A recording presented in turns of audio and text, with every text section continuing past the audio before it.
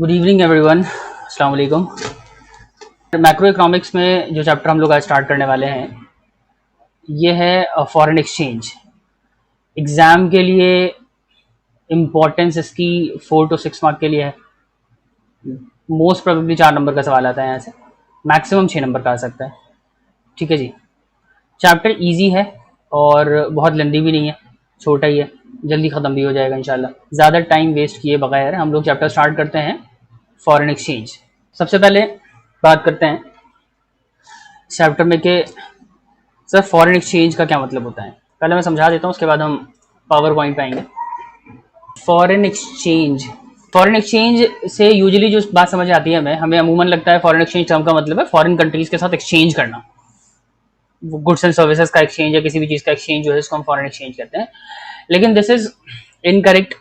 Foreign exchange का actual meaning जो है वो होता है फॉरेन करेंसी। मतलब आपके देश की करेंसी जो है, मतलब हमारे देश में क्या चलता है, रुपया चलता है, रुपी।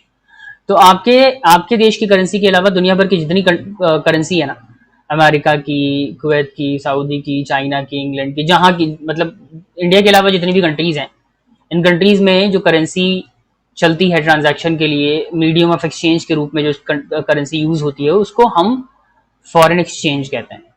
तो in simple terms foreign exchange का मतलब हो जाएगा फॉरेन करेंसी या currencies other than domestic currency. ठीक है, देश की जो करेंसी है उसके अलावा दुनिया भर की जितनी करेंसीज है उसको हम फॉरेन एक्सचेंज कहते हैं।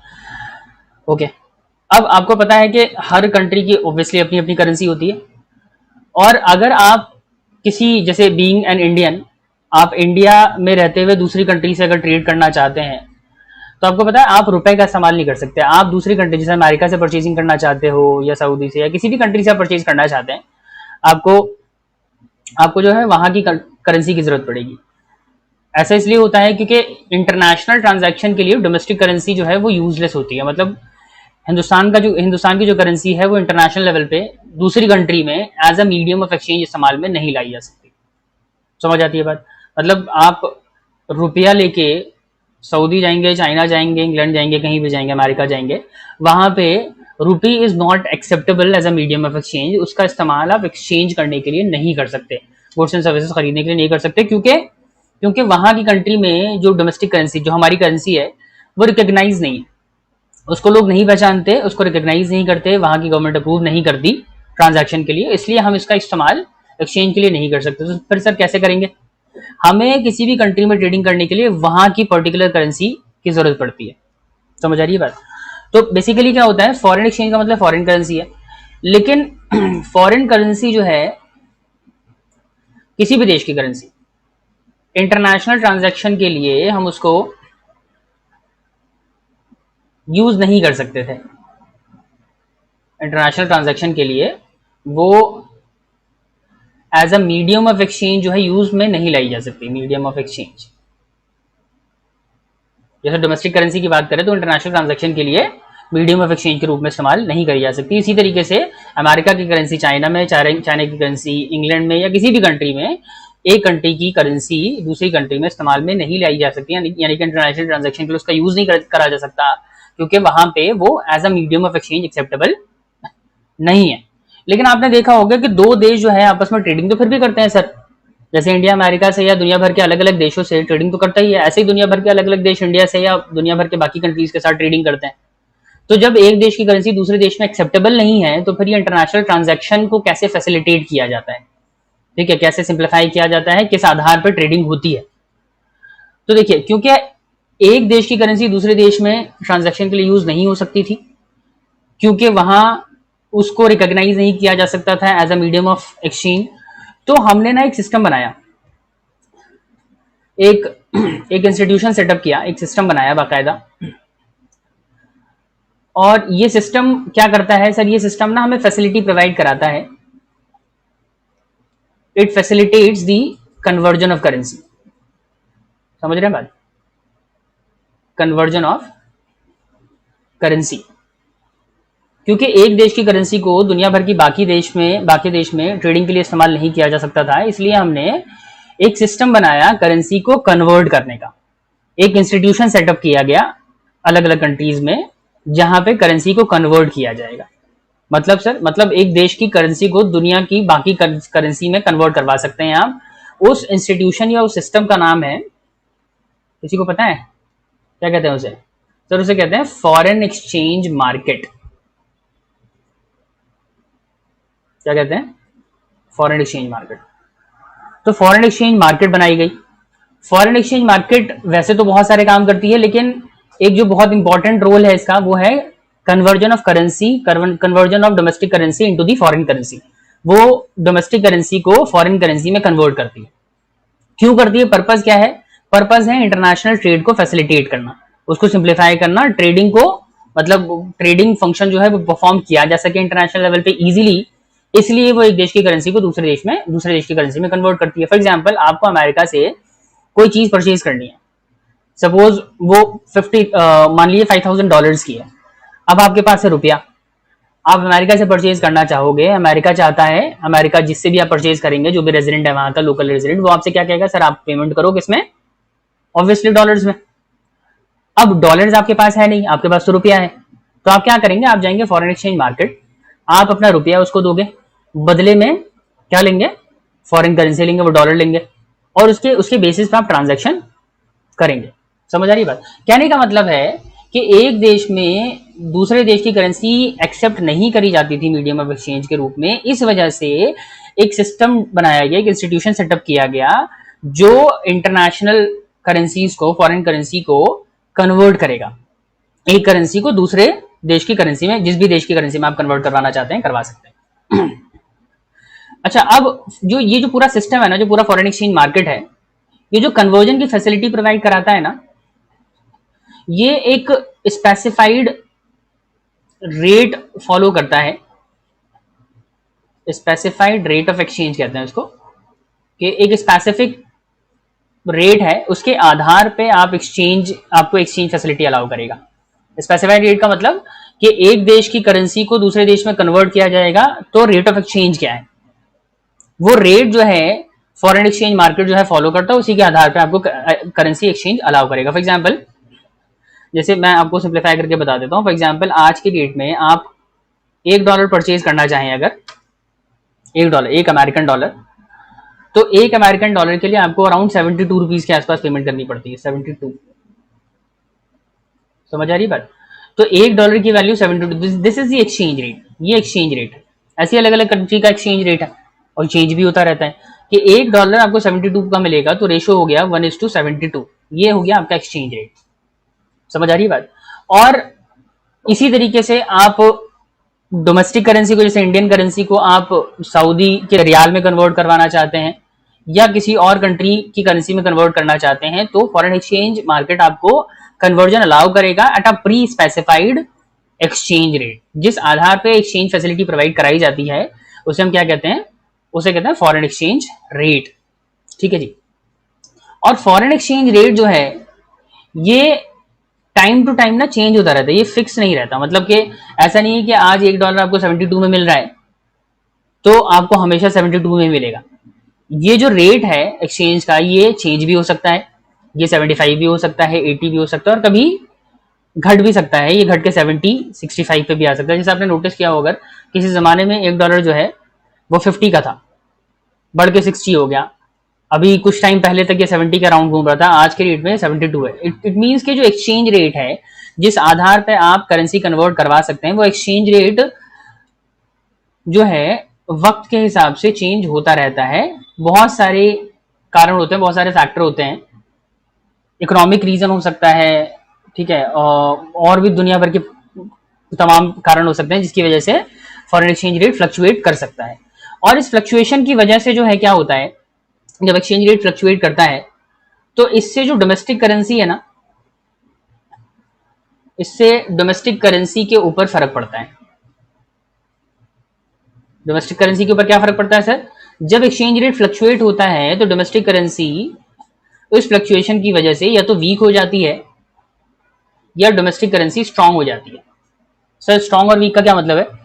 देखो, वीक होने का मतलब है कि डोमेस्टिक करेंसी इंटरनेशनल करेंसी की तुलना में कमजोर है, ठीक है।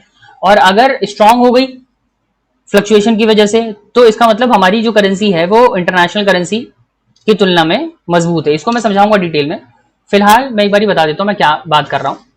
हमने चैप्टर स्टार्ट किया फॉरेन एक्सचेंज। इसमें मैंने आपको बताया फॉरेन एक्सचेंज टर्म का क्या मतलब है।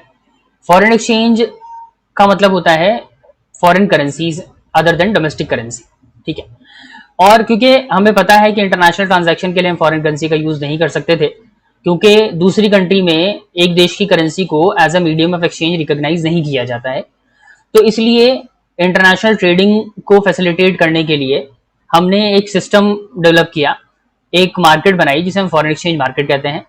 ये मार्केट वैसे तो बहुत सारे काम करता है, लेकिन अमूमन ये क्या करता है, ये फॉरेन करेंसी या डोमेस्टिक करेंसी के कन्वर्जन को अलाउ करता है। मतलब आप एक देश की करेंसी को दूसरे देश या दुनिया भर के बाकी किसी भी देश की करेंसी में कन्वर्ट करवा सकते हैं, और जिस रेट पे ये कन्वर्जन फैसिलिटी अलाउ करता है उसे हम क्या कहते हैं सर, उसे कहते हैं फॉरेन एक्सचेंज, उसे कहते हैं फॉरेन एक्सचेंज रेट, ठीक है जी। और फॉरेन एक्सचेंज रेट की खासियत यह है कि ये over the period of time ना चेंज होता रहता है। हालांकि 3 सिस्टम है, कुछ सिस्टम में ये फिक्स भी रहता है, उसके बारे में हम बाद में बात करेंगे, लेकिन फिलहाल फॉर द टाइम बिंग आप समझ लें कि जो भी कन्वर्जन रेट होता है ना, करेंसी कन्वर्जन रेट, वो जिसे हम फॉरेन एक्सचेंज रेट कहते हैं, ये टाइम टू टाइम चेंज भी होता रहता है। और इस चेंज की वजह, इसे हम फ्लक्चुएशन कहते हैं, फ्लक्चुएशन की वजह से ना डोमेस्टिक करेंसी पे इफेक्ट पड़ता है। वो इफेक्ट क्या हो सकता है सर, फ्लक्चुएशन की वजह से डोमेस्टिक करेंसी या तो वीक हो सकती है या स्ट्रांग हो सकती है। 2 इंपैक्ट आ सकता है डोमेस्टिक करेंसी के ऊपर। चलो पहले इतना देख लेते हैं फटाफट से हम लोग पावर पॉइंट से, उसके बाद आगे चलते हैं। देखिए जी, फॉरेन एक्सचेंज का मतलब बताया मैंने आपको, क्या लिखा है, foreign exchange refers to the currencies other than domestic currency.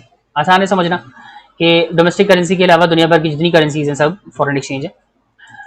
आगे लिखा है कि as we know that during international trade currency of one country is generally not acceptable as a medium of exchange, obviously. तो क्या था कि क्योंकि acceptable नहीं है, therefore to facilitate the trade it is required to convert the currency of one country, यानी कि domestic currency, into the currency of the other country. Domestic currency को फॉरेन करेंसी में आपको कन्वर्ट करवाना पड़ेगा। अच्छा, जो एक सिस्टम है, जो इंस्टीट्यूशन हमें ये एक्सचेंज अलाउ करता है, उसे हम फॉरेन एक्सचेंज मार्केट कहते हैं। और वो जो मार्केट है हमें एक जिस आधार पे एक्सचेंज अलाउ करती है उसे फॉरेन एक्सचेंज रेट कहते हैं। तो आगे फॉरेन एक्सचेंज रेट की डेफिनेशन है, लिखा है foreign exchange rate refers to the rate at which currency of one country is exchanged with the other country, ठीक है जी। Foreign exchange rate can fluctuate from time to time, वक्त के हिसाब से या वक्त के साथ साथ इसमें चेंज आ सकता है। और चेंज आने की वजह से क्या होगा, हमारी करेंसी या तो स्ट्रांग हो जाएगी या वीक हो जाएगी। अब ध्यान दो कि अगर करेंसी कमजोर हो जाती है फ्लक्चुएशन की वजह से, उसे हम क्या कहते हैं, उसे कहा जाता है करेंसी डेप्रिसिएशन। और अगर मजबूत हो जाती है हमारी करेंसी विदेशी करेंसी की तुलना में, उसे हम कहते हैं करेंसी एप्रिसिएशन, ठीक है। लेकिन सर आप ना पहले ये समझा दो हमें कि जो आप फ्लक्चुएशन कह रहे हैं, फ्लक्चुएशन का एक्चुअली मतलब क्या है। समझ नहीं आ रही बात फ्लक्चुएशन से कि फॉरेन एक्सचेंज रेट फ्लक्चुएट होता है, मतलब जिस आधार पे आप एक्सचेंज करेंगे करेंसी को वो चेंज हो सकता है, इसका क्या मतलब है। देखो उसका मतलब ये है जैसे ये मान लेते हैं, ये है जी अमेरिकन डॉलर, और इधर आ गया आपका इंडियन रुपी, ठीक है। अब $1 आज के टाइम पे तकरीबन 72 का है, तो एक्सचेंज रेट क्या हो गया 1:72, ठीक है, या 72:1 कह लो। अच्छा सर ठीक है। अब चेंज होने का मतलब यह है कि कल को $1 इक्वल्स टू, मान लीजिए ये 60 हो गया, समझ रहे हैं, इसे कहते हैं एक्सचेंज रेट रिड्यूस हो गया। 1:72 से ये हो गया 1:60, तो एक्सचेंज रेट रिड्यूस हो गया। और ऐसे ही अगर $1 इक्वल्स टू 80 हो जाता है, इसे क्या कहेंगे, इसे कहेंगे एक्सचेंज रेट इंक्रीज हो गया 1:80, ठीक है जी। अब ये जो चेंज हो रहा है ना, इंक्रीज या डिक्रीज हो रहा है एक्सचेंज रेट, इसी को हम क्या कहते हैं, दिस इज कॉल्ड, क्या कहते हैं जी, इसको कहते हैं fluctuation in exchange rate, fluctuation in exchange rate, exchange rate में फ्लक्चुएशन हुआ, ठीक है सर। अब ये जो फ्लक्चुएशन हो रहा है ना, इसका इफेक्ट हमारी करेंसी पे पड़ता है, डोमेस्टिक करेंसी के ऊपर पड़ता है। उसी इफेक्ट की बात कर रहे हैं कि जब फ्लक्चुएशन आता है ना एक्सचेंज रेट में, तो उसका क्या फर्क पड़ता है, उससे हमारी करेंसी या तो वीक होती है या स्ट्रांग हो जाती है, depending on the fluctuation. Fluctuation किस तरह की है उसके बेसिस पे ये तय होगा कि करेंसी वीक होगी या स्ट्रांग होगी। अब जरा खुद सोचो, मान लीजिए $1.72 का था, ये पहले एक्सचेंज रेट था। अभी एक्सचेंज रेट क्या हो रहा है, $1 इक्वल टू 60 हो गया, 60 रुपीज। तो आपको एक्सचेंज रेट बढ़ता हुआ नजर आ रहा है, घटता हुआ नजर आ रहा है? एक्सचेंज रेट बढ़ा है या घटा है? ऑब्वियसली सर घटा है। $1.72 का था, अभी घट के $1.60 का हो गया। तो एक्सचेंज रेट घट गया। थोड़ा दिमाग लगाओ, आप सोचो, पहले $1 के लिए आपको 72 रुपीज की पेमेंट करनी पड़ती थी। ये तो मतलब हुआ कि अगर $1.72 का है या $1 के लिए आपको 72 पे करनी है, इसका मतलब 72 रुपए देके आपको $1 मिलता था। आज की रेट में जब एक्सचेंज रेट घट गया है तो आप 60 रुपीज पे करके आपको $1 मिलेगा। 1:60 के रेट का क्या मतलब है, $1 के लिए आपको 60 रुपए की पेमेंट करनी पड़ेगी। समझ आ गई बात? तो आप मेरे को बताओ, पहले 72 में $1 मिलता था, एक्सचेंज रेट की घट जाने की वजह से वही डॉलर आप 60 रुपए का खरीद सकते हैं। तो आप बताइए, आपकी करेंसी पहले से स्ट्रांग हो गई है, वीक हो गई है? फटाफट से कमेंट करके बताओ, फटाफट से बताइए कि अगर एक्सचेंज रेट में फ्लक्चुएशन आता है, और फ्लक्चुएशन क्या है, फ्लक्चुएशन में एक्सचेंज रेट रिड्यूस हो रहा है, तो इस रिडक्शन की वजह से आप जितने रुपए में पहले $1 परचेज कर पाते थे, अभी उससे कम पेमेंट करके आप उतना ही परचेज कर सकते हैं। तो इसका क्या मतलब हुआ, इसका मतलब हुआ कि आपकी करेंसी वीक हुई है, स्ट्रांग हुई है। मेरे पास 3-4 आंसर्स आए हैं। मकसूद का आंसर आया है, तलहा का है, अरसलान का है, हलीमा, सिद्रा, प्रवीण कुमार, शाबाश। और सबका आंसर करेक्ट है, सबने कहा है सर स्ट्रांग हो गई करेंसी। बिल्कुल, इसका मतलब ये कि सर जब फ्लक्चुएशन होता है ना, और फ्लक्चुएशन में अगर फॉरेन एक्सचेंज रेट, मैं इसको फॉरेक्स लिख रहा हूँ शॉर्ट में, फॉरेन एक्सचेंज को फॉरेक्स लिख सकते हैं, फॉरेन एक्सचेंज रेट अगर रिड्यूस होता है तो इससे हमारी करेंसी क्या होती है, स्ट्रांग होती है। अब इस स्ट्रांग लफ्ज के लिए ना, स्ट्रांग के लिए हमने एक अलग टर्म यूज किया है। सूरज ने भी आंसर भेजा है मुझे, लक्ष्मी ने, सॉरी, और गुलफ्शा ने भी आंसर भेजा है स्ट्रांग। हाँ, तो मैं ये कह रहा था कि अगर एक्सचेंज रेट घट जाता है तो करेंसी स्ट्रांग हो जाती है। स्ट्रांग करेंसी जब स्ट्रांग होती है उसके लिए एक अलग टर्म यूज किया है, उसे हम कहते हैं करेंसी एप्रिसिएशन। करेंसी एप्रिसिएशन, समझ आ रही बात? करेंसी आपकी एप्रिशिएट हो गई। एप्रिशिएट का क्या मतलब कि जो विदेशी करेंसी है उसकी तुलना में आपकी करेंसी मजबूत हो गई पहले के मुकाबले, रिलेटिवली, कंपैरेटिव टर्म्स में ही हम ये टर्म यूज करते हैं, करेंसी अप्रिशिएट हुई है, डेप्रिशिएट हुई है। तो करेंसी तब स्ट्रांग हो जाती है जब फॉरेन एक्सचेंज घटता है। कहने का मतलब करेंसी के स्ट्रेंथ में और फॉरेन एक्सचेंज रेट में ना इनवर्स रिलेशनशिप है। एक्सचेंज रेट अगर घटेगा, एक्सचेंज रेट अगर घटेगा तो करेंसी स्ट्रांग होती है, याद रखो, और एक्सचेंज रेट अगर बढ़ेगा तो करेंसी वीक हो जाएगी। अब स्ट्रांग होने से फायदा क्या होगा, सोचो।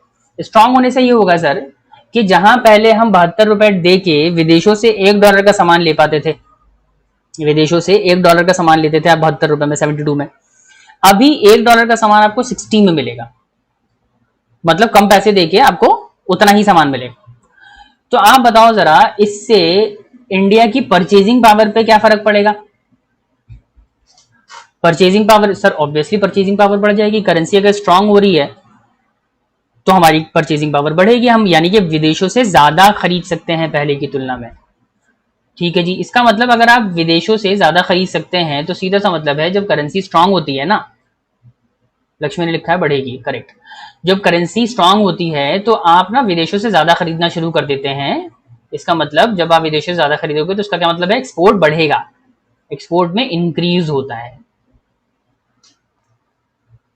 करेक्ट? नहीं सर, क्या बात कर रहे हो, एक्सपोर्ट नहीं इंपोर्ट कहते हैं उसको, करेक्ट, सॉरी, इंपोर्ट बढ़ेगा। जब आपकी करेंसी स्ट्रांग हो जाएगी ना, बाहर से ज्यादा खरीदेंगे तो आप, इसका मतलब बाहर से इंपोर्ट ज्यादा करेंगे, आपका इंपोर्ट बढ़ेगा, इंपोर्ट में इजाफा होगा। लेकिन आप फॉरेनर के पर्सपेक्टिव से सोचो जरा, फॉरेनर, अमेरिकन के पर्सपेक्टिव से यहाँ पे बात कर लेते हैं कि अगर अमेरिकन बंदा इंडिया से सामान खरीदता था, $1 में 72 का सामान मिलता था उसको, क्योंकि एक्सचेंज रेट पहले ये चल रहा था। अभी जब एक्सचेंज रेट घट गया तो वो सेम डॉलर पे करके पहले की तुलना में कम खरीद पाएगा। तो इससे जो फॉरेनर है जो अमेरिकन है, अमेरिकन रेजिडेंट जो है, उसको मोटिवेशन होगा, एनकरेजमेंट मिलेगा। बताओ जरा, ये वो डिस्करेज होगा, वो कम चीजें इंडिया से परचेज करना चाहेगा या ज्यादा परचेज करना चाहेगा? अमेरिकन रेजिडेंट के लिए अब इंडिया से खरीदना एक्सपेंसिव हो जाएगा, महंगा हो जाएगा, तो जाहिर है इसका फर्क हमारे एक्सपोर्ट पे पड़ेगा। वो हमसे कम खरीदेंगे, इसका मतलब हम उनको कम बेच पाएंगे। अल्टीमेटली हमारा जो एक्सपोर्ट है क्या होगा सर? एक्सपोर्ट घट जाएगा। समझ आ गई बात? क्लियर है पॉइंट? तो मैं ये कह रहा था, एक्सचेंज रेट में जो फ्लक्चुएशन होता है ना, फ्लक्चुएशन की वजह से एक्सचेंज रेट घट सकता है। घटता है तो उसे हम कहते हैं करेंसी स्ट्रांग हो गई, यानी कि करेंसी की परचेजिंग पावर बढ़ गई। और जब परचेजिंग पावर बढ़ती है तो हमारी करेंसी अप्रिशिएट होती है। उस अप्रिसिएशन की वजह से होता यह है कि हम बाहर से अब ज्यादा खरीद सकते हैं सेम पैसे देके, और जो विदेशी है वो हमसे कम खरीद पाएंगे। जब हमारी परचेजिंग पावर बढ़ती है तो हम इंपोर्ट ज्यादा करना शुरू करते हैं, एक्सपोर्ट कम हो जाता है। तो इंपोर्ट बढ़ेगा और एक्सपोर्ट कम हो जाएगा। एग्जाम में आपसे पूछते हैं कि करेंसी अप्रिसिएशन का इंपोर्ट एक्सपोर्ट पे क्या इंपैक्ट पड़ता है, तो आप वहां लिख सकते हैं करेंसी अप्रिसिएशन से इंपोर्ट इंक्रीज होता है, एक्सपोर्ट घटता है। ठीक है, समझ आ गया होगा होपफुली। आगे चलते हैं। अच्छा सर, ये तो हो गई फ्लक्चुएशन में डिक्रीज होने की बात। लेकिन अगर फ्लक्चुएशन की वजह से एक्सचेंज रेट बढ़ जाता है, जैसे $1 72 का था, अभी $1 80 का हो गया, तो इससे क्या होगा? इससे क्या होगा? हमारी करेंसी वीक हो गई।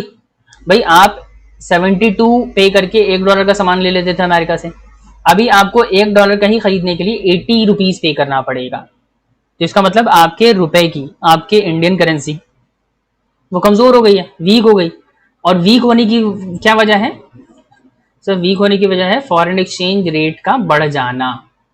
फॉरेन एक्सचेंज रेट बढ़ता है, करेंसी कमजोर होती है। फॉरेन एक्सचेंज रेट घटता है, करेंसी मजबूत होती है। जब करेंसी वीक होती है ना, इसके लिए इकोनॉमिक्स में एक टर्म यूज किया जाता है, करेंसी का डेप्रिसिएशन हुआ। करेंसी डेप्रिसिएशन, करेंसी अगर डेप्रिशिएट हो गई, इसका मतलब कि अमेरिकन जो है वो $1 स्पेंड करके 72 का सामान लेता था, अभी $1 में 80 का ले जाएगा।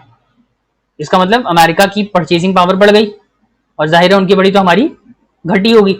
तो इसका इंपोर्ट एक्सपोर्ट पे क्या इंपैक्ट पड़ेगा बताइए फटाफट से? इंपोर्ट डिक्रीज हो जाएगा। क्यों? क्योंकि हमारी परचेजिंग पावर घट गई ना सर।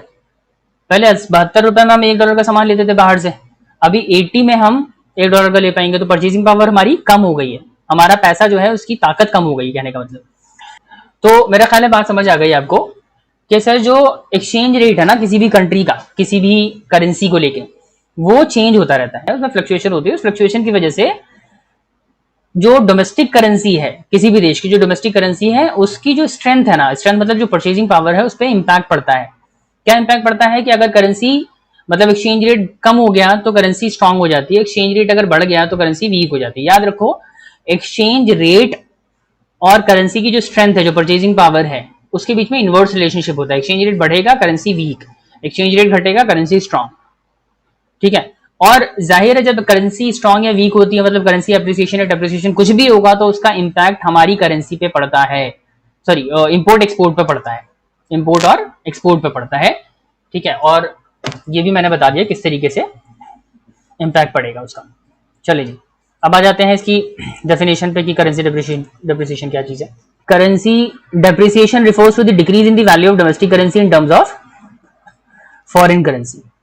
मतलब डोमेस्टिक करेंसी फॉरेन करेंसी की तुलना में जब उसकी वैल्यू कम हो जाती है ना, उसे करेंसी डेप्रिसिएशन कहते हैं। Currency depreciation refers to the decrease in the value of domestic currency in terms of foreign currency. याद रखो, डेप्रिसिएशन टर्म हो या अप्रिसिएशन टर्म हो, ये हमेशा कंपैरेटिव टर्म में ही यूज किया जाता है। यहाँ पे जब मैं कहूंगा ना करेंसी मजबूत हो गई, तो यहाँ पे मतलब है कि पहले की तुलना में मजबूत हो गई। यहाँ पे ये बिल्कुल भी मतलब नहीं है कि फॉरेन करेंसी की तुलना में ज्यादा स्ट्रांग हो गई। ठीक है, सिर्फ रिलेटिव टर्म में कि जितनी पहले जो स्ट्रेंथ पहले थी, जो परचेजिंग पावर हमारी पहले थी, उससे ज्यादा हो गई है, और अगर डेप्रिसिएशन हो रहा है तो पहले की तुलना में कम हो गई। ठीक है, ठीक है सर।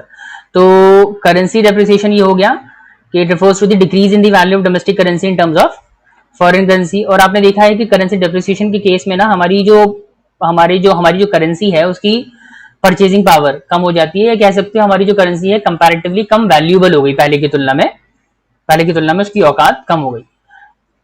क्यों? क्योंकि with the same amount of money अब उतना ही पैसा देके आपको कम सामान मिल पाएगा करेंसी डेप्रिसिएशन के केस में, और जो विदेशी है ना वो आपसे पहले की तुलना में ज्यादा खरीद पाएगा, तो उसके लिए स्ट्रांग हो गई, हमारे लिए वीक हो गई है।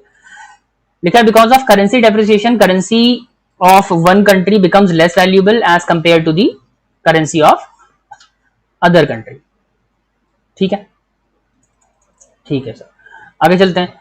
अब आ जाते हैं करेंसी डेप्रिसिएशन का इंपोर्ट एक्सपोर्ट पे क्या फर्क पड़ता है, मैं बता चुका हूं, पढ़ लेते हैं एक बार। Currency depreciation indicate that with the same amount of foreign currency now more goods can be purchase from India. Obviously currency depreciate हुई है, इसका मतलब अब जो फॉरेनर्स हैं वो इंडिया से पहले की तुलना में ज्यादा खरीद सकते हैं। ठीक है, तो एक्सपोर्ट बढ़ जाता है हमारा। और लेकिन दूसरी तरफ in other words currency depreciation causes increase in the export of goods and services. Currency appreciation पे आते हैं। अच्छा, यहाँ पे मैंने सिर्फ एक्सपोर्ट वाले कॉन्टेक्स्ट में ही बात लिखी है, लेकिन आप मेरा ख्याल है समझ सकते हैं कि अगर एक्सपोर्ट घटेगा, एक्सपोर्ट बढ़ेगा तो इंपोर्ट पे इसका क्या फर्क पड़ेगा। आगे चल रहे हैं। करेंसी एप्रिसिएशन में लिखा है currency appreciation refers to the increase in the value of domestic currency in terms of foreign currency. Foreign currency के टर्म्स में जब डोमेस्टिक करेंसी इंक्रीज होती है उसे हम करेंसी एप्रिसिएशन कहते हैं। Due to currency appreciation domestic currency becomes more valuable, correct, ज्यादा वैल्यूएबल हो जाती है। Currency appreciation indicate with the same amount of domestic currency. क्या मतलब है? करेंसी एप्रिसिएशन का मतलब है कि उतने ही डोमेस्टिक करेंसी का इस्तेमाल करके आप बाहर से पहले की तुलना में ज्यादा खरीद सकते हैं। तो currency appreciation indicate with the same amount of domestic currency more goods and services can be imported. तो अल्टीमेटली इंपोर्ट इससे बढ़ता है, एक्सपोर्ट कम होता है। एग्जाम में ना इस टॉपिक से जितना भी अभी तक पढ़ा है वहां से सवाल आता है differentiate between currency appreciation and depreciation. Currency appreciation depreciation में डिफरेंस बताना है आपको, तो इतना मैंने बता दिया है आपको, मेरा ख्याल आप कर पाएंगे। इंपोर्ट एक्सपोर्ट के बेसिस पर डिफरेंस बता सकते हो, मीनिंग के बेसिस पे बता सकते हो, फिर एक्सचेंज रेट में क्या चेंज आता है एप्रिसिएशन के केस में और डेप्रिसिएशन के केस में, ये बता सकते हैं। ठीक है, तो 3 नंबर का सवाल आता है या 4 नंबर का आ जाएगा, तो एक एग्जाम्पल देके समझा दो। एग्जाम्पल ऐसे ही कोई एग्जाम्पल बना के आप समझा सकते हैं। ठीक है, तो एक इंपॉर्टेंट चीज यह है कि याद रखो करेंसी एप्रिसिएशन और डेप्रिसिएशन जो है, आपके दिमाग में ये बात आ सकती है कि सर ये जो फ्लक्चुएशन की आप बात कर रहे हैं ना, कि $1 72 का था अभी 60 का हो गया, या फिर वो 80 का हो गया बढ़ के, आप ये नोटिस भी करते होंगे आजकल जैसे डॉलर को लेके बहुत चर्चा होती है इंडिया में कि डॉलर जो है आए दिन कभी वो इंक्रीज हो जाता है। यूजुअली हम तो बढ़ता हुआ देख रहे हैं काफी टाइम से। ठीक है, क्योंकि इकोनॉमिक कंडीशन हमारी जिस तरह से चेंज हो रही है इसके हिसाब से डोमेस्टिक करेंसी जो है वो कंपैरेटिवली पहले की तुलना में वीक होता जा रहा है। तो सवाल ये उठता है कि सर ये चेंज होता कैसे है? ये जो फ्लक्चुएशन की हम बात कर रहे हैं कि फ्लक्चुएशन की वजह से जो है ये इंक्रीज हो सकता है, डिक्रीज हो सकता है, तो इसका कोई फैक्टर भी तो होता होगा, कोई तो कारण होता होगा ना इसका, मतलब ये कैसे हो रहा है। तो देखो डिटेल डिस्कशन तो नहीं करेंगे हम इस मुद्दे पे कि इसके कौन कौन से फैक्टर्स होते हैं, लेकिन आप ये समझ लीजिए कि जो भी चेंज आता है ना एक्सचेंज रेट में, ये मार्केट की वजह से होता है। मार्केट मतलब सर, मार्केट मतलब है डिमांड एंड सप्लाई। मार्केट में जब आपने देखा होगा किसी भी चीज का जो रेट है कैसे डिटरमिन होता है, आलू प्याज जो भी एसेंशियल आइटम आप परचेज करते हैं, ग्रोसरी आइटम आप परचेज करते हैं, कोई चीज आज 40 की मिल रही है, कुछ टाइम बाद वो 60 की हो जाती है, फिर घट के 50 की हो जाती है। तो आपने देखा है ना मार्केट में ये कैसे होता है सर, डिमांड सप्लाई के बेसिस पे होता है। किसी चीज की मार्केट में डिमांड बढ़ती है तो वो महंगी होने लगती है, सप्लाई कम होती है तो वो चीजें महंगी हो जाती हैं। लेकिन सप्लाई ज्यादा हो जाएगी, डिमांड कम हो जाएगी तो रेट घटने लगेगा। बिल्कुल उसी तरीके से फॉरेन एक्सचेंज मार्केट भी काम करता है। फॉरेन एक्सचेंज की जब डिमांड, जैसे अमेरिकन डॉलर की डिमांड अगर इंडिया में बढ़ रही है तो उसकी वजह से अमेरिकन डॉलर की जो परचेजिंग जो उसके लिए हम रेट पे कर रहे हैं ना वो ज्यादा होता चला जाता है।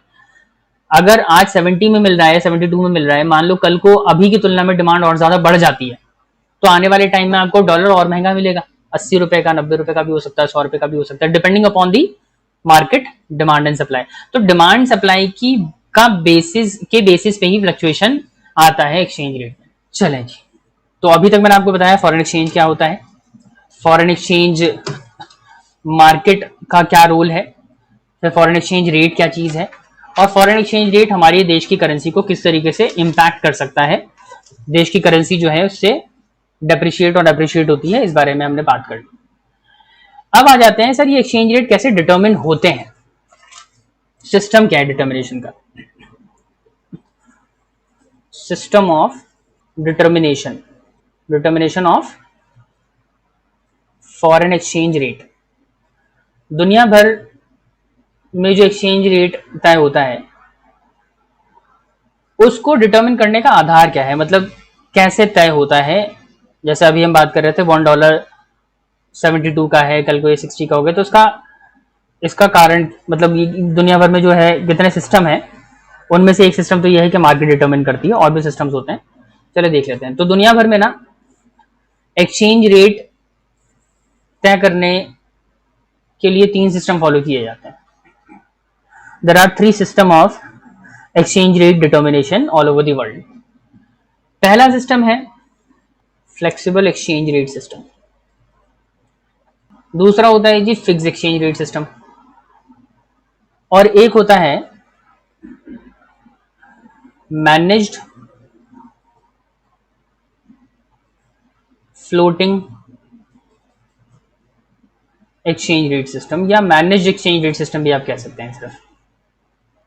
सिर्फ मैनेज्ड भी कह दोगे तो भी बात समझ आ जाती है। तो दुनिया भर में ये 3 सिस्टम फॉलो किए जाते हैं एक्सचेंज रेट को डिटरमिन करने के लिए। एक होता है फिक्स एक्सचेंज रेट सिस्टम, दूसरा होता है फ्लेक्सिबल, तीसरा होता है managed floating exchange rate system. थोड़ा थोड़ा ब्रीफ इंट्रो दे देता हूँ मैं इसका, फ्लेक्सिबल क्या है, फिक्स क्या है, मैनेज क्या, उसके बाद डिटेल में इसको पढ़ना शुरू करेंगे कि इसके मेरिट्स और डिमेरिट्स क्या है, कैसे काम करता है पूरा सिस्टम। तो फ्लेक्सिबल का सीन ये है कि जी इसमें एक्सचेंज रेट ना उसमें फ्लक्चुएशन बहुत होती है, एक्सचेंज रेट ओवरनाइट चेंज होता है। ओवरनाइट भी क्या मतलब बहुत बहुत जल्दी जल्दी बहुत रैपिड चेंज आता है उसके अंदर। और फ्लेक्सिबल एक्सचेंज रेट सिस्टम में ना डिटर्मिनेशन होता है मार्केट बेसिस पे। किस बेसिस पे? Market basis. मार्केट बेसिस मतलब अभी बताया था सर, डिमांड एंड सप्लाई के बेसिस पे। मार्केट में जैसी डिमांड या जिस तरह की सप्लाई होगी फॉरेन करेंसी की, उसके आधार पे ही एक्सचेंज रेट जो है वो फ्लक्चुएट होता रहेगा। वहीं फिक्स एक्सचेंज रेट सिस्टम में एक्सचेंज रेट कितना होगा, कितने डॉलर के बदले कितना रुपया है, कितने रुपए के बदले कितना डॉलर, दिनार, रियाल, येन, पाउंड जो भी है वो कितना मिलेगा, ये कौन तय करता है sir? Fix exchange rate system में ना डिटरमिन होता है गवर्नमेंट के थ्रू। गवर्नमेंट ही तय करती है कि उसके करेंसी की वैल्यू कितनी होगी, मतलब मार्केट में एक्सचेंज रेट उसकी करेंसी का क्या होगा, it is determined by the government. किस केस में? जो country fix exchange rate system को फॉलो करती है। देखो कंट्री के पास एक तरीके से चॉइस कह सकते हो कि 3 में से कोई भी सिस्टम वो कंट्री अडॉप्ट कर सकती है, और उसके हिसाब से ही जो है गवर्नमेंट जो है एक्सचेंज रेट डिटरमिन करती है। जैसे इंडिया की अगर मैं बात करूं, इंडिया में काफी टाइम तक फिक्स एक्सचेंज रेट सिस्टम चलता रहा। इंडिया ने भी मेरे ख्याल 1991 तक तो फिक्स एक्सचेंज रेट सिस्टम ही फॉलो किया, उसके बाद हमने फ्लेक्सिबल में हम शिफ्ट हो गए। तो कहने का मतलब है कि दुनिया भर के अलग अलग हिस्सों में अलग अलग सिस्टम फॉलो किया जाता है। हर कंट्री जो है अपने मतलब कन्वीनियंस के हिसाब से वो उसको अडॉप्ट कर सकती है। सर फिलहाल इंडिया में कौन सा सिस्टम फॉलो किया जाता है? तो इंडिया में फिलहाल फ्लेक्सिबल एक्सचेंज रेट सिस्टम है, ठीक है। फ्लेक्सिबल में मार्केट के आधार पे एक्सचेंज रेट का डिटर्मिनेशन होता है, और फिक्स एक्सचेंज रेट सिस्टम के अंदर गवर्नमेंट तय करती है। गवर्नमेंट तय करती है मतलब कि गवर्नमेंट फिक्स करेगी कि $1 के बदले कितना रुपया दिया जाएगा। समझ आ रही बात? मतलब सर यहाँ पे इस केस में क्या डिमांड एंड सप्लाई से कोई लेना देना नहीं होता? नहीं जी। अगर गवर्नमेंट फिक्स कर रही है तो फिर डिमांड एंड सप्लाई से कोई लेना देना नहीं है। डिमांड ज्यादा हो रही है, कम हो रही है, कोई फर्क नहीं पड़ता, गवर्नमेंट ने फिक्स कर दिया, उसी रेट पे ट्रांजैक्शन किया जाएगा, उसी रेट पे एक्सचेंज फैसिलिटी अलाउ करेगा फॉरेन एक्सचेंज मार्केट। अब आ जाते हैं तीसरा सिस्टम। तीसरे सिस्टम में क्या होता है? तीसरे सिस्टम में जैसे नाम से मतलब थोड़ा सा अंदाजा लग रहा हो, फ्लेक्सिबल है या फिक्स्ड है, और ये फ्लोटिंग एक्सचेंज रेट सिस्टम है। तो इसमें क्या होता है ना, इसे मिक्स एक्सचेंज रेट सिस्टम भी कहते हैं, या इसके लिए एक टर्म और यूज होता है dirty exchange rate system. Dirty. तो डर्टी एक्सचेंज रेट सिस्टम या फ्लोटिंग एक्सचेंज रेट सिस्टम में क्या होता है कि यहाँ पे मार्केट भी अपना रोल प्ले करती है एक्सचेंज रेट डिटर्मिनेशन में, और कुछ हद तक गवर्नमेंट का भी कंट्रोल होता है। तो कह सकते हो कि जहां पे गवर्नमेंट और मार्केट दोनों ही रेगुलेट कर रहे हैं एक्सचेंज रेट डिटर्मिनेशन को, वो कहलाता है manage floating exchange rate system. और जिस कंट्री के अंदर गवर्नमेंट ही सारा रेगुलेशन संभालती है, गवर्नमेंट को ही फुल अथॉरिटी होती है एक्सचेंज रेट डिटरमिन करने की, उसे हम कहते हैं फिक्स एक्सचेंज रेट सिस्टम।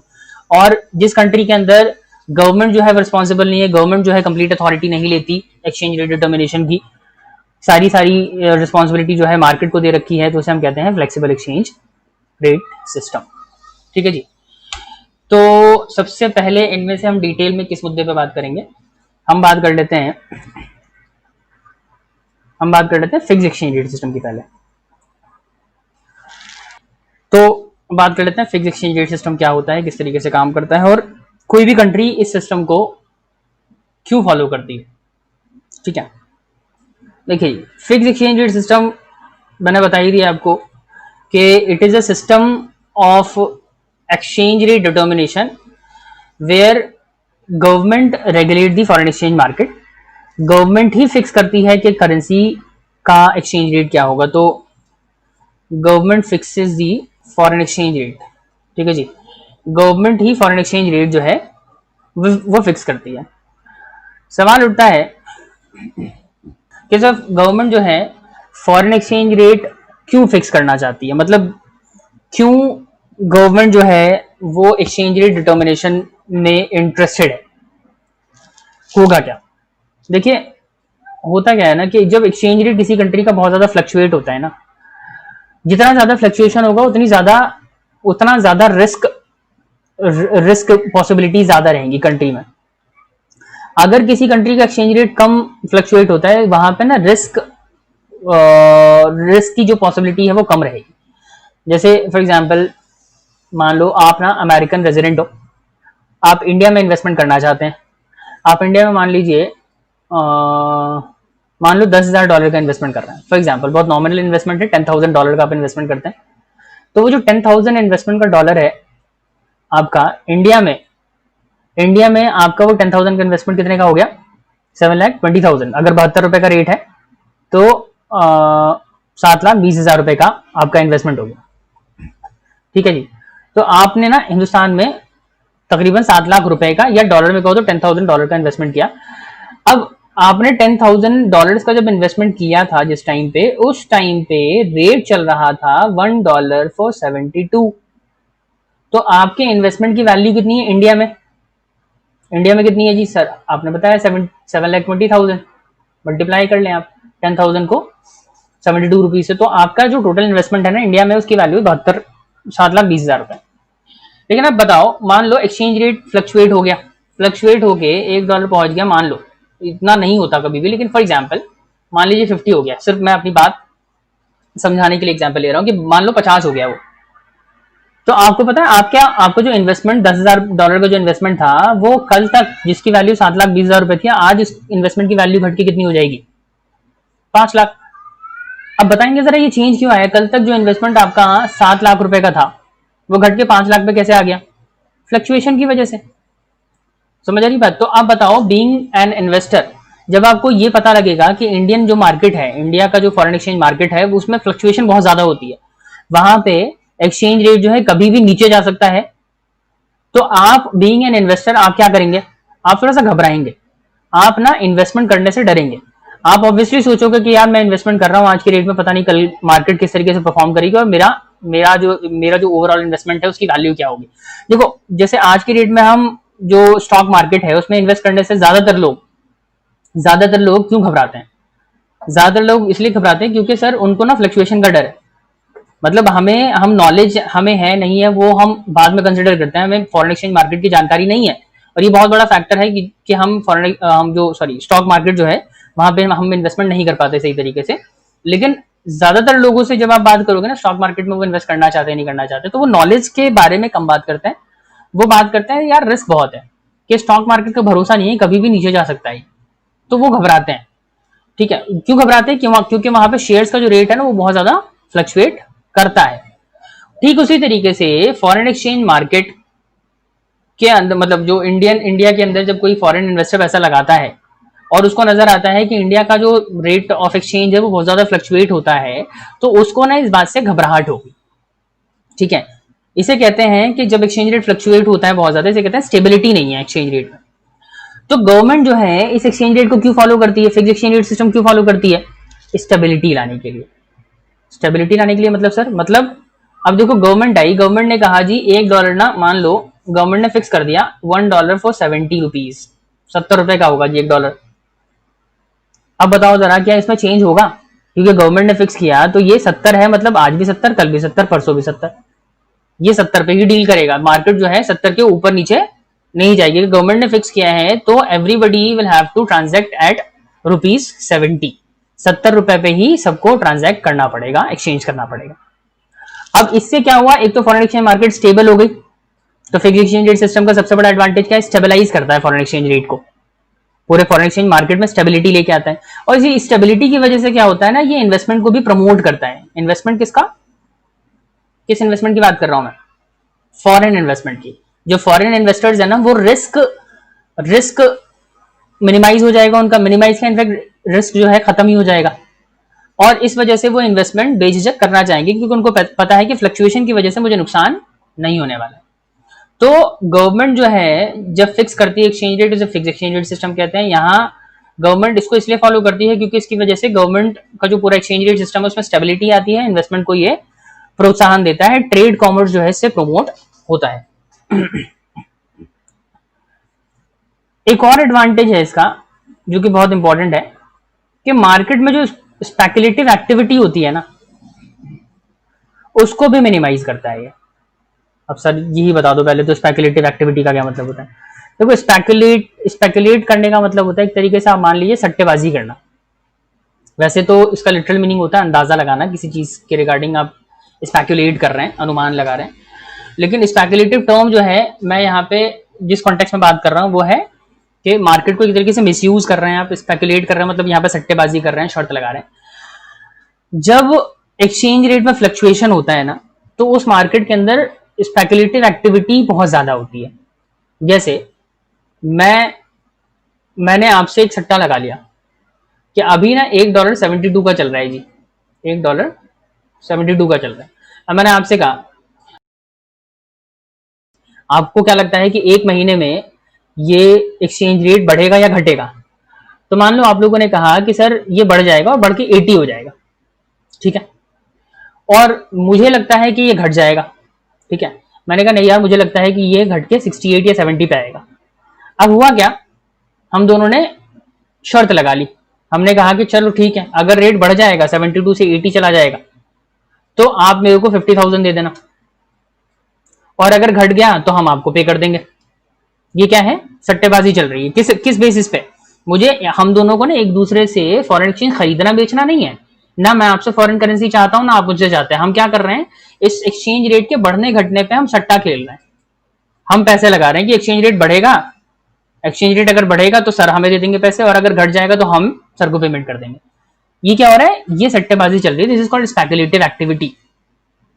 अब जहां फ्लक्चुएशन की पॉसिबिलिटी है वहीं तो स्पेकुलेशन होगा भाई। जहां एक्सचेंज रेट फ्लक्चुएट हो सकता है वहीं तो स्पेकुलेट करोगे आप।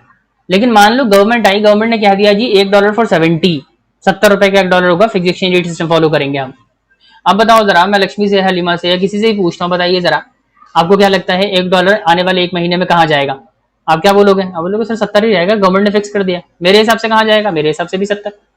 तो यहाँ सट्टेबाजी का क्या ऑप्शन अवेलेबल है मेरे पास?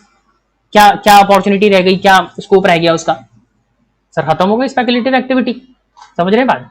तो फिक्स एक्सचेंज रेट सिस्टम का एडवांटेज ये है, कोई गवर्नमेंट जब फिक्स एक्सचेंज रेट सिस्टम को फॉलो करती है तो उससे इकोनॉमी का जो पूरा एक्सचेंज रेट सिस्टम है उसके अंदर स्टेबिलिटी आती है, एक्सचेंज रेट का फ्लक्चुएशन जो है वो खत्म हो जाता है।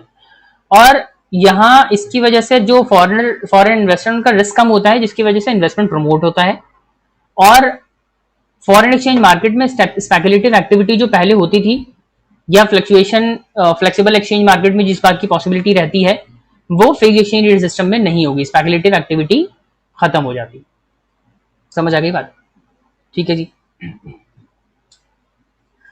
लेकिन ये तो हो गए सर इसके मेरिट्स, कि ये स्टेबिलिटी प्रोवाइड कराता है पूरे फॉरेन एक्सचेंज मार्केट को, इन्वेस्टमेंट को प्रोत्साहन देता है, स्पेकुलेटिव एक्टिविटी को मिनिमाइज करता है। लेकिन इसके कुछ नुकसान है, इसके कुछ डिमेरिट्स हैं, इसकी कुछ कमियां हैं। कमियां क्या हैं?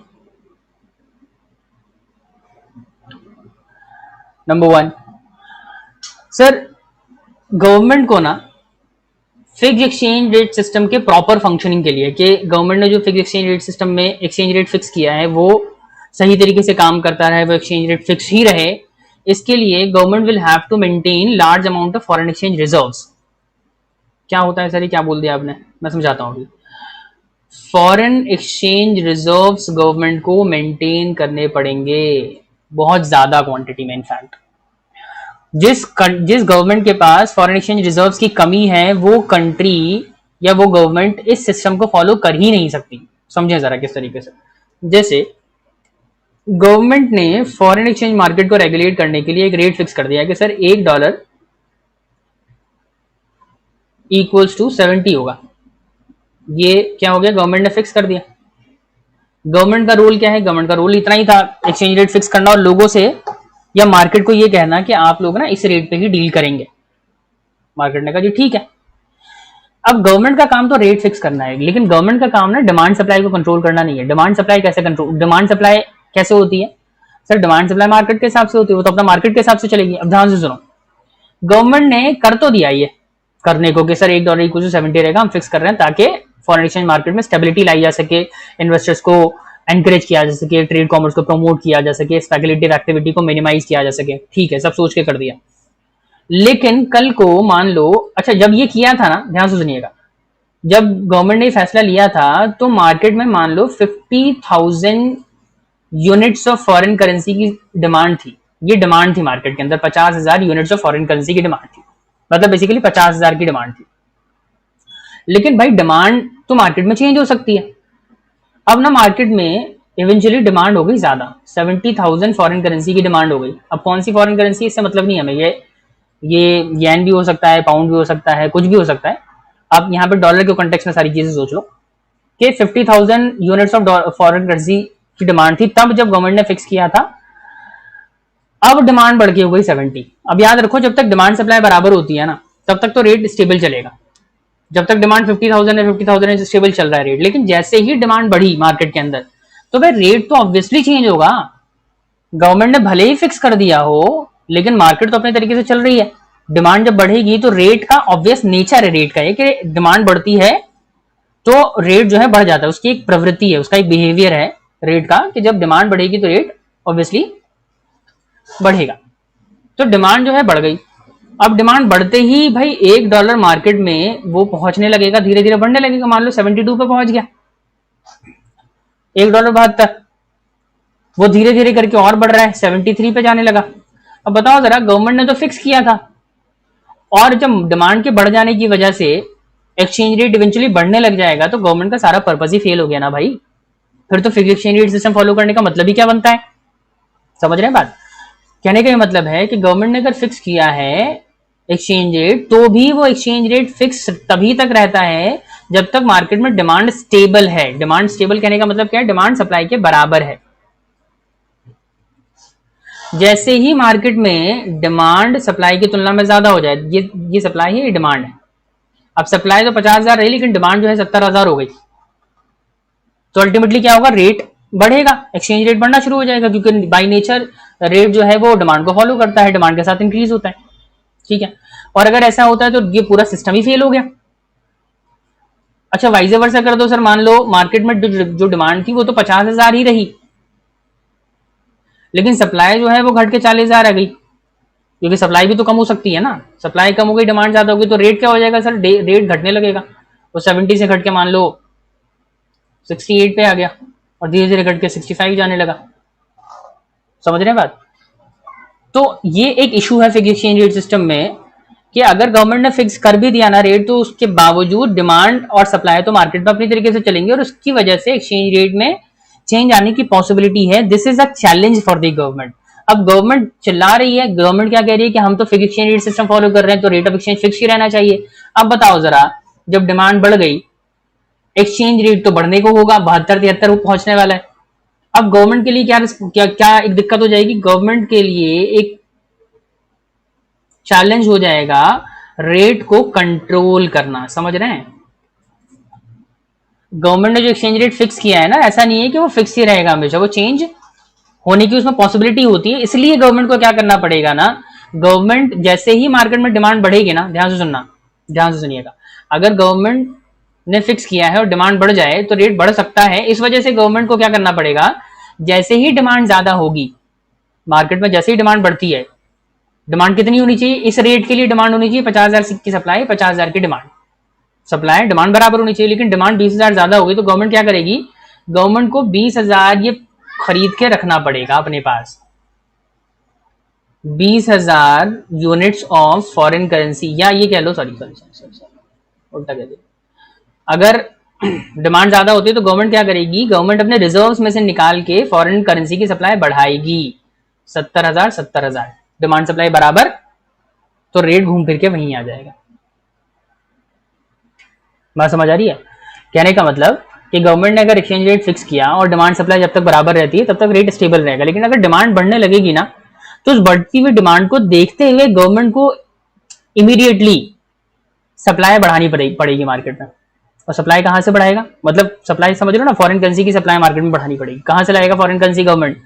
Government foreign exchange reserves maintain करती है, अपने पास में स्टॉक मेंटेन करती है फॉरेन करेंसी के, वहां से निकाल के 20,000 यूनिट जो है मार्केट में इसको रिलीज करना पड़ेगा ताकि डिमांड सप्लाई बराबर हो जाए और रेट स्टेबल रहे। और अगर ऐसा नहीं होगा तो क्या होगा? रेट बढ़ने लगेगा और जो पूरा सिस्टम है ना फिक्स एक्सचेंज रेट सिस्टम का, वो पूरा मैकेनिज्म फेल हो जाएगा, यूजलेस हो जाएगा पूरा सिस्टम। समझे बात? अच्छा, वाइस वर्सा, अगर सर डिमांड कम हो जाए मार्केट में, तो अगर मार्केट के अंदर डिमांड कम हो जाए और सप्लाई, डिमांड, अच्छा सॉरी, सप्लाई कम हो जाए, डिमांड नहीं, सप्लाई कम हो जाए तो क्या करेंगे? तो क्या होगा जी? तो इस केस में हम फिर से यहां से फॉरेन करेंसी यूज करेंगे। कहने का मतलब है कि अल्टीमेटली गवर्नमेंट जो है, गवर्नमेंट ने जो एक्सचेंज रेट फिक्स किया है ना, वो फिक्स रहे, इसलिए गवर्नमेंट को बहुत रेगुलर बेसिस पे फॉरेन एक्सचेंज रिजर्व का इस्तेमाल करना पड़ेगा। अब खुद सोचो, गवर्नमेंट के पास मान लो रिजर्व्स ही नहीं है और गवर्नमेंट ने fix exchange rate system follow कर लिया, गवर्नमेंट ने कहा हम रेट फिक्स करेंगे, और कल को डिमांड बढ़ी तो रेट बढ़ने लग गया, सप्लाई बढ़ी तो रेट घटने लग गया। अब बताओ जरा, गवर्नमेंट के पास क्या ऑप्शन है? गवर्नमेंट क्या कर सकती है? सर गवर्नमेंट को तो फॉरेन एक्सचेंज रिजर्व यूज करना था इस टाइम पे, लेकिन गवर्नमेंट के पास फॉरेन एक्सचेंज रिजर्व है ही नहीं। पॉइंट इज दैट कि फिक्स एक्सचेंज रेट सिस्टम का सबसे बड़ा डिमेरिट ये है कि government will have to maintain large amount of foreign exchange reserves. Government के पास फॉरेन एक्सचेंज रिजर्व्स होना चाहिए, वो भी बहुत बड़ी मात्रा में, क्योंकि जो भी चेंज आएगा ना, इवन द स्लाइटेस्ट चेंज, थोड़ा भी चेंज आएगा ना, तो government will have to use the foreign exchange reserve to control the fluctuation.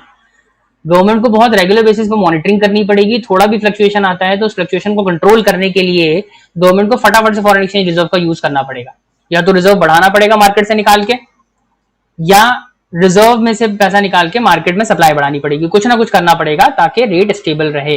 तो सबसे बड़ा चैलेंज गवर्नमेंट के लिए यही है कि गवर्नमेंट के पास इस सिस्टम को फॉलो करने के लिए गवर्नमेंट के पास फॉरेन एक्सचेंज रिजर्व्स होने चाहिए। अगर नहीं है तो ये सिस्टम काम नहीं करता है।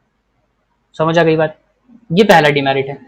दूसरी दिक्कत इसके साथ ये है कि सर गवर्नमेंट किस आधार पे फिक्स करेगी? फिक्सेशन ऑफ एक्सचेंज रेट कैसे होगा? जैसे गवर्नमेंट ये, जैसे मैंने अभी एग्जांपल दिया, $1 ₹70 गवर्नमेंट ने फिक्स कर दिया, या कल को गवर्नमेंट 50 कर देती है। सवाल ये होता है कि गवर्नमेंट जो है ये तय कैसे करती है, किस आधार पे करेगी कि रेट ऑफ एक्सचेंज क्या रखे हैं, हम $1 कितने रुपए का रखें। जैसे मैं आपसे पूछूं, आपको क्या लगता है अगर फिक्स एक्सचेंज रेट सिस्टम है देश के अंदर आ जाता है, तो आपको क्या लगता है हमें अपने रुपए की वैल्यू डॉलर्स के टर्म में अगर रखनी हो तो कितना रखें? $1 कितने रुपए के बराबर होना चाहिए? बताइए फटाफट से बताइए। असल में ये चैलेंज है गवर्नमेंट के लिए कि गवर्नमेंट जो है अगर $1 मान लो फॉर एग्जांपल 50 रख देती है या कुछ भी रख देती है, गवर्नमेंट को दो दिक्कत होती है कि अगर एक्सचेंज रेट गवर्नमेंट फिक्स करती है, गवर्नमेंट के दिमाग में दो बातें आती हैं। पहली चीज तो ये कि यार ऐसा ना हो कि हमारी करेंसी ओवर वैल्यूड हो जाए, इससे हमारी करेंसी विदेशी करेंसी की तुलना में ज्यादा स्ट्रांग हो जाए, ओवर वैल्यूएशन भी एक इशू है। और हम कोई ऐसा एक्सचेंज रेट ना फिक्स कर दें जिसकी वजह से हमारी करेंसी जो है वो अंडर वैल्यूड हो जाए। समझ रहे हैं? जब गवर्नमेंट एक्सचेंज रेट फिक्स करती है तो गवर्नमेंट को दो दिक्कतों का सामना करना पड़ता है, करेंसी के ओवर वैल्यूड हो जाने का और अंडर वैल्यूड हो जाने का। ये basically exchange rate determination fix exchange rate system के ये दो चैलेंजेस हैं। एक तो फॉरेन एक्सचेंज रिजर्व मेंटेन करना पड़ता है, और एक्सचेंज रेट फिक्स करने की जो दिक्कत है उसका डिटर्मिनेशन करते टाइम दिक्कत आती है किस चीज की?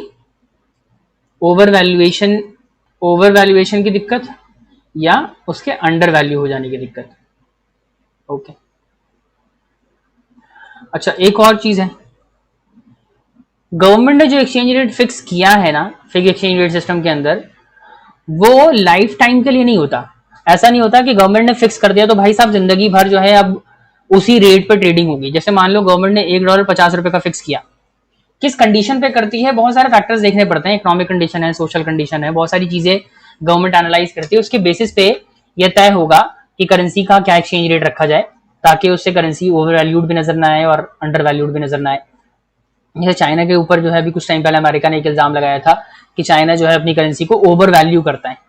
ठीक है, इसी वजह से मैं कह रहा था कि चाइना शायद fix exchange rate system follow करता है। ठीक है, खैर तो क्या बोल रहा था मैं कि फिक्सेशन ऑफ एक्सचेंज रेट के टाइम पे जो है ओवर वैल्यूएशन और अंडर वैल्यूएशन की दिक्कत जो है गवर्नमेंट को आती है। ये बहुत मेजर डिमेरिट में तो काउंट नहीं होता, लेकिन एक कमी है कि जब फिक्स ही कर दिया तो फिर उसको चेंज भी करना पड़ेगा, वो भी फिर से आप ओवर वैल्यूएशन अंडर वैल्यूएशन की आपको टेंशन होगी। खैर, फॉरेन एक्सचेंज रेट इसमें चेंज होता है। तो सर एक बात बताओ, फिर वो स्टेबिलिटी वाली बात जो अभी तक आप कह रहे थे कि फॉरेन एक्सचेंज रेट में स्टेबिलिटी आ जाती है, फॉरेन एक्सचेंज मार्केट में जो भी country fix exchange rate system follow करती है, या जो फॉरेन इन्वेस्टर है उनका रिस्क मिनिमाइज हो जाता है, वो बात तो खत्म हो गई? नहीं जी, वो बात बिल्कुल खत्म नहीं हुई।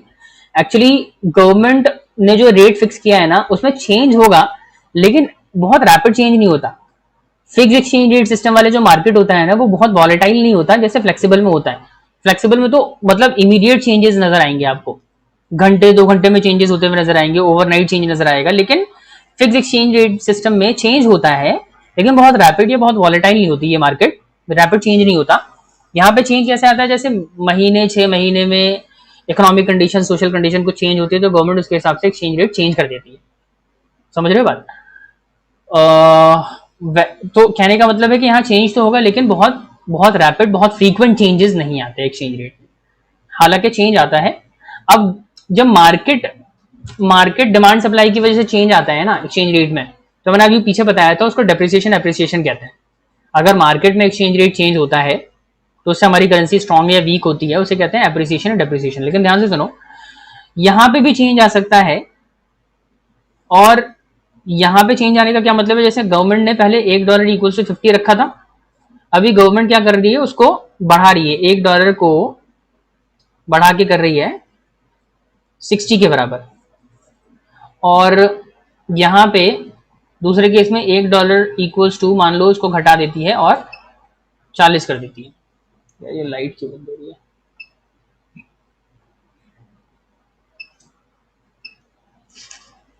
ठीक है, एक्सचेंज रेट गवर्नमेंट ने पहले फिक्स किया था ये, लेकिन कुछ टाइम बाद ऑब्वियसली $1 इक्वल टू 70 कर देती है, मतलब एक्सचेंज रेट बढ़ा दिया।